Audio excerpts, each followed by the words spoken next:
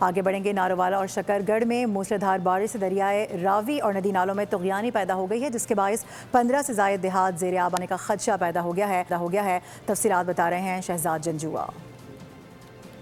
بالکل گزشتہ روز سے وقفے سے ہونے والی بارش کی وجہ سے شکرگڑھ اور ناروال کے جو دریائے راوی اور معاون ندی نالے ہیں ان میں طغیانی آ چکی ہے۔ اس وقت میں نالہ بئی کے چک نارا مقام پر موجود ہوں، جہاں پر زمینی کٹاؤ جو ہے وہ شروع ہو چکا ہے اور یہاں کے جو دیہاتی ہیں وہ سراپا احتجاج ہیں۔ اس وقت کچھ دیہاتی میرے ساتھ موجود ہیں، ہم ان سے جانتے ہیں کہ وہ کن مشکلات میں ہیں۔ جناب پچھلے سال بھی پانی آیا سی تے کسے حکومتی نمائندے نے داد رسی نہیں کی کسی دی بھی۔